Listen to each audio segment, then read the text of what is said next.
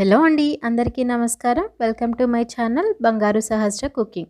ఈరోజు ఈ వీడియోలో గుళ్ళో పెట్టే ప్రసాదం పులిహోరని ఇంట్లోనే ఈజీగా ఎలా చేసుకోవాలో చూపించబోతున్నాను.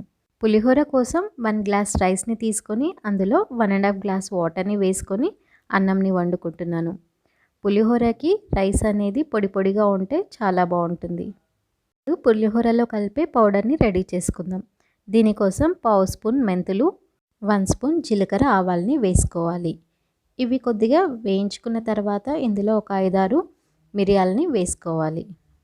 అలాగే హాఫ్ స్పూన్ ధనియాలు, 1 స్పూన్ మినప్పప్పు, 1 స్పూన్ శనగపప్పు వేసుకొని వేయించుకోవాలి.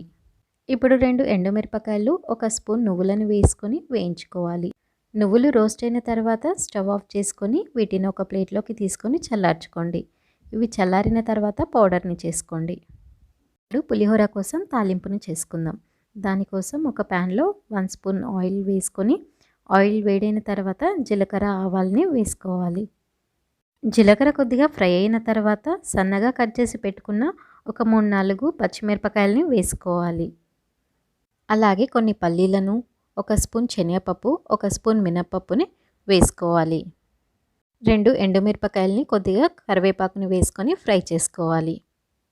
ఇలా ఫ్రై అయిన తర్వాత ఇందులో హాఫ్ స్పూన్ పసుపు, హాఫ్ స్పూన్ ఇంగువని వేసుకొని స్టవ్ ఆఫ్ చేసుకొని వీటిని ఒక ప్లేట్లోకి తీసుకోవాలి.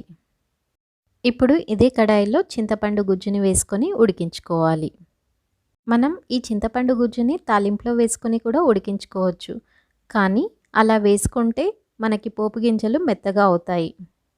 ఇలా ఉడికిన తర్వాత ఇందులో మీ రుచికి తగినట్టుగా సాల్ట్ని వేసుకొని స్టవ్ ఆఫ్ చేసుకోండి. ఇలా ఉడికిన ఈ చింతపండుని స్టోర్ చేసుకొని మీకు కావాలనుకున్నప్పుడల్లా పులిహోరని చేసుకోవచ్చు. ఇప్పుడు వేడిగా ఉన్న అన్నంలో తాలింపు పెట్టుకున్న తాలింపు గింజల్ని, మనం పౌడర్ చేసి పెట్టుకున్న పౌడర్ని, అలాగే చింతపండు గుజ్జుని వేసుకొని కలుపుకోవాలి.